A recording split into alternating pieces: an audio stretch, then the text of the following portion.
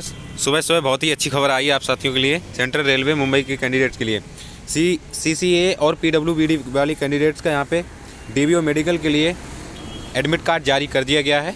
और ये आप बाकायदा देख सकते हैं 9 फरवरी 2023 को इस शादी का डॉक्यूमेंट वेरिफिकेशन और मेडिकल है। तो इसमें आप देख सकते हैं, ये आपके लिए बहुत ही अच्छी खबर है। और क्या क्या डॉक्यूमेंट चाहिए वो मैं अभी आपको बताने वाला हूँ। तो साथियों, ऑफिशियल अपडेट के साथ एडमिट कार्ड के साथ इन्होंने जो डॉक्यूमेंट चाहिए वो सभी डॉक्यूमेंट यहाँ पे मेंशन कर दिए हैं। तो सबसे पहले यहाँ पे बताना चाहूँगा, नंबर 1 में दे रखा है, DB में उपस्थित होने के लिए योग्य उम्मीदवारों के बजाय किसी प्रतिनिधि को अनुमति नहीं दी जाएगी। कहने का मतलब है जिस कैंडिडेट का डॉक्यूमेंट वेरिफिकेशन और मेडिकल होगा सिर्फ वही एंट्री कर सकता है, उसके अलावा कोई और दूसरा एंट्री नहीं कर सकता है। नंबर 2 में बताया गया है कि संशोधन के लिए मूल दस्तावेजों के साथ आपको प्रत्येक की 2 फोटोकॉपी प्रस्तुत करने की आवश्यकता है। इसमें आपका CBT और PET के दौरान उम्मीदवारों की जारी की गई कॉल लेटर का निचला हिस्सा होना चाहिए, इसको लाना होगा आपको। इसके साथ साथ आयु प्रमाण पत्र, जैसे 10वीं का वो जन्म प्रमाण पत्र हो या फिर 10वीं की मार्कशीट हो जिसमें आपकी जन्मतिथि अंकित हो, इससे आपकी डेट ऑफ बर्थ वेरीफाइड हो जाएगी। इसके बाद यहाँ पे बता रहे हैं कि आधार कार्ड, वोटर कार्ड या पैन कार्ड, ड्राइविंग लाइसेंस या पासपोर्ट जैसी वैध फोटो पहचान पत्र होना चाहिए। आधार कार्ड है आपका काम चल जाएगा, एक्स्ट्रा लेके जा सकते हैं आप। पैन कार्ड या वोटर कार्ड अच्छी बात है। और नंबर 4 इसमें घा में बताया गया है कि शैक्षिक योग्यता के प्रमाण के रूप में 10वीं मैट्रिक पास प्रमाण पत्र होना चाहिए, यानी कि वो सनद बोलते नहीं है, कक्षा 10 के साथ जो आपका आता है सनद, वो भी आप लेके जाना है आपको ओरिजिनल।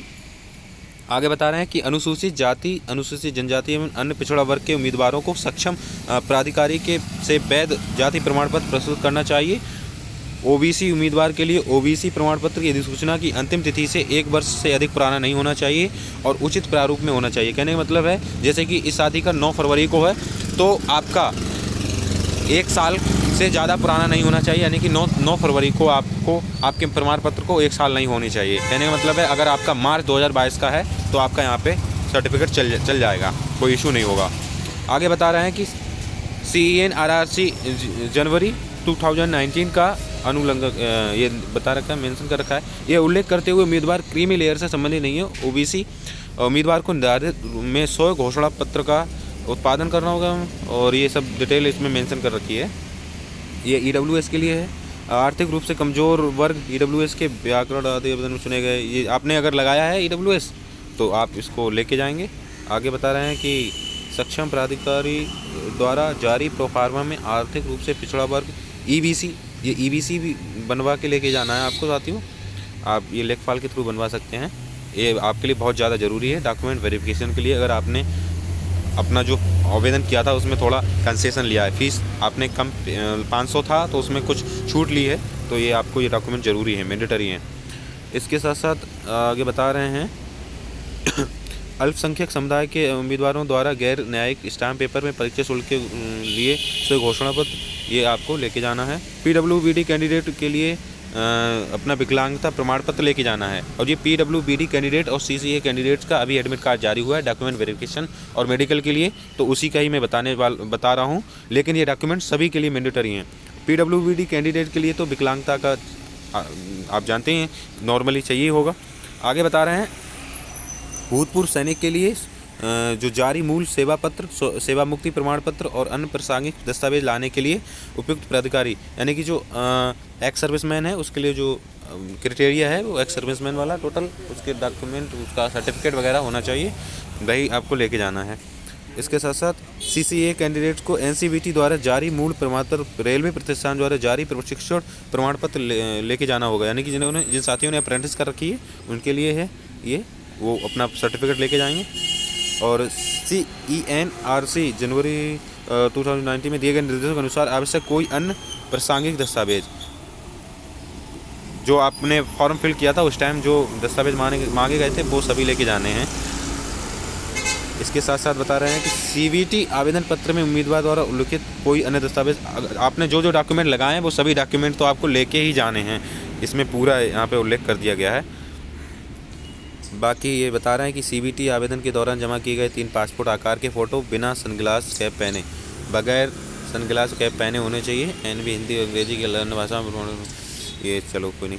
नंबर 3 पे बता रहे हैं कि दस्तावेज सत्यापन में सफल उम्मीदवारों को अकेले मेडिकल जांच के लिए पूरे रेलवे अस्पताल में भेजा जाएगा, क्षेत्रीय रेलवे के द्वारा।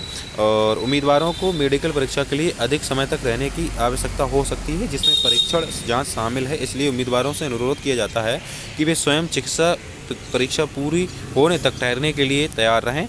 व्यय व्यवस्था डीबी और मेडिकल एग्जामिनेशन स्थानों के बीच परिवहन भी उम्मीदवारों के खर्च पर होगा।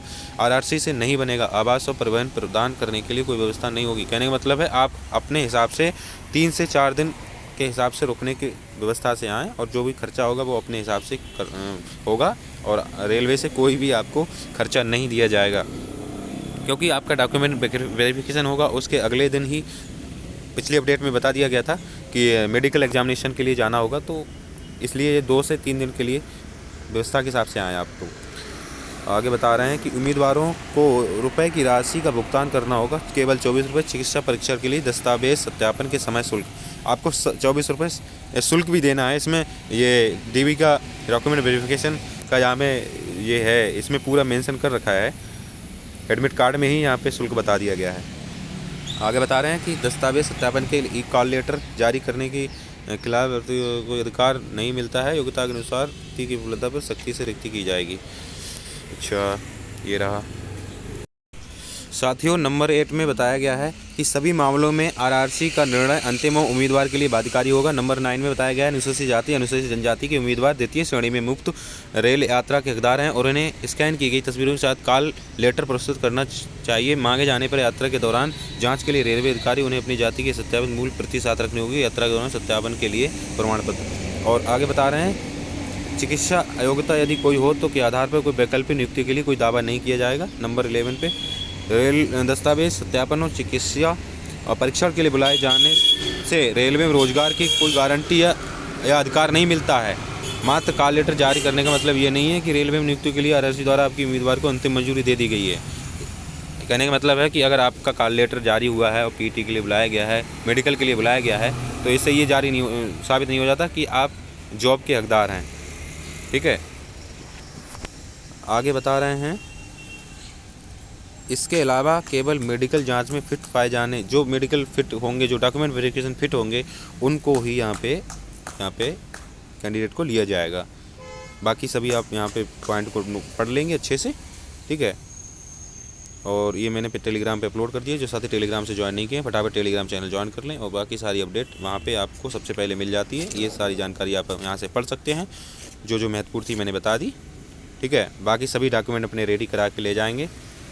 और चैनल पर पहली बार विजिट कर रहे हैं तो सब्सक्राइब करके रखें। रेलवे से रिलेटेड सारी जानकारी आपको सबसे पहले मिल जाती है।